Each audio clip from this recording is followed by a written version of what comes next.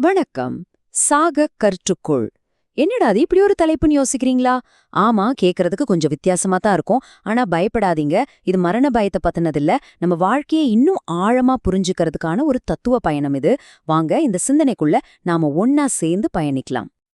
எல்லாமே ஆரம்பிக்கிறது இந்த ஒரு கேள்வியிலிருந்து தாங்க. நம்ம வாழ்க்கையோட நோக்கம் முன்னேற்றம், சரிதானே? அப்போ வாழ்க்கையோட தவிர்க்க முடியாத ஒரு பகுதியான மரணத்தோட நோக்கம் என்னவா இருக்கும்? அது சும்மா ஒரு ஃபுல் ஸ்டாப் மட்டும்தானா, இல்ல அதுக்கும் ஏதாவது ஒரு அர்த்தம் இருக்கா? வாங்க இத பத்தி கொஞ்சம் யோசிப்போம். அப்போ ஒருவேளை பிரச்சனை மரணத்துல இல்ல, நாம அத பாக்குற விதத்துல தான் இருக்கோ. மரணமுங்கிறது ஒரு முடிவே இல்லாம, அதுவும் நம்ம வாழ்க்கைய மாதிரியே ஒரு முன்னேற்றமா இருந்தா எப்படி இருக்கும்னு யோசிச்சு பாருங்களேன். சுவாமி சித்பவானந்தரோட இந்த ஒரு பிரார்த்தனை நம்ம மொத்த சிந்தனையுமே அப்படியே தலைகீழா புரட்டி போடுது. வாழ்க்கை நம்ம வளர்ச்சிக்கு உதவுதுங்கிறது நமக்கு தெரியும். ஆனா சாவும் அதே மாதிரி நம்ம முன்னேற்றத்துக்கு உதவுற ஒரு கருவுன்னு ஒரு நிமிஷம் யோசிச்சு பாருங்க. அப்போ மரணத்தை பத்தின நம்ம பார்வை மொத்தமா மாறிடும் இல்லையா? இந்த தத்துவத்தோட மைய கருத்து ரொம்ப சிம்பிள். மரணத்தை ஒரு எதிரியா பார்க்காதீங்க. அத ஒரு மாற்றத்துக்கான, ஒரு புது தொடக்கத்துக்கான ஒரு அவசியமான கருவி. அவ்வளவுதான். சரி, இவ்ளோ ஆழமான ஒரு விஷயத்த எப்படி நாம சுலபமா புரிஞ்சுக்கிறது? இதுக்கு ரொம்ப அழகான ஒரு உதாரணம் இருக்கு. அதாவது மரணத்தை நாம தூக்கத்தோட ஒப்பிட்டு பார்க்கலாம். இப்போ பாருங்க, தூக்கம் என்ன பண்ணுது? ஒரு நாள் முழுக்க வேலை செஞ்சு களைச்சு போன நம்ம உடம்புக்கும் மனசுக்கும் புத்துணர்ச்சி கொடுக்குது. அதே மாதிரிதான் மரணம். ஒரு வாழ்க்கை முழுக்க இருந்த சுமைகளெல்லாம் இறக்கி வச்சுட்டு நம்ம ஆன்மாக்கு ஒரு புது தொடக்கத்தை கொடுக்கற ஒரு பெரிய ஓய்வு. ரெண்டுமே அடிப்படையில ஓய்வுதான், புதுப்பிக்கிறது தான். ஆனா அதோட அளவுதான் வேற. சுருக்கமா சொல்லணும்னா தூக்கம் ஒரு நாளை ரீசெட் பண்ணுது. ஆனா மரணம் ஒரு வாழ்க்கையே ரீசெட் பண்ணுது. ரெண்டுமே ஒரு ரீசெட் பட்டன் மாதிரி தான் வச்சுக்கோங்களேன். ஒன்னு சின்ன ரீசெட், இன்னொன்னு பெரிய ரீசெட். ஓகே, மரணத்தை பத்தின இந்த புது பார்வைய நாம ஏத்துக்கிட்டோன்னு வச்சுப்போம்.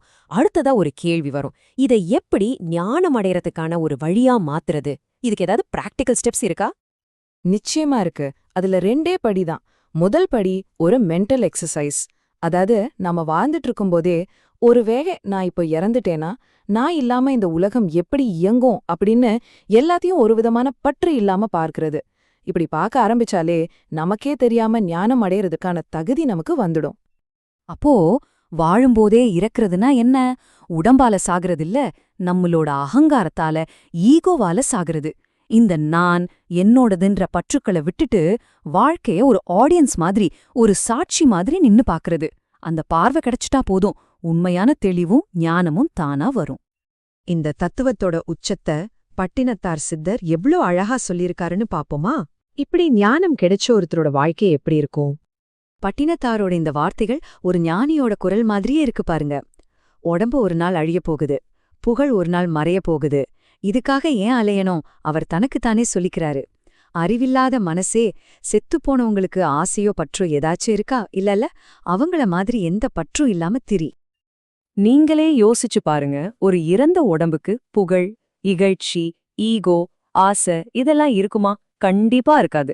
அந்த நிலைய, அந்த கம்ப்ளீட் டிட்டாச்மெண்ட்ட நம்ம உயிரோட இருக்கும்போதே மனசளவுல அடையிறது தான் செத்தாரை போல திரிங்கிறதோட உண்மையான அர்த்தம். ஆனா இங்க ஒரு முக்கியமான விஷயத்த நம்ம நோட் பண்ணணும். இதெல்லாம் வாழ்க்கையை வெறுக்கிறதுக்காக சொல்லப்படல.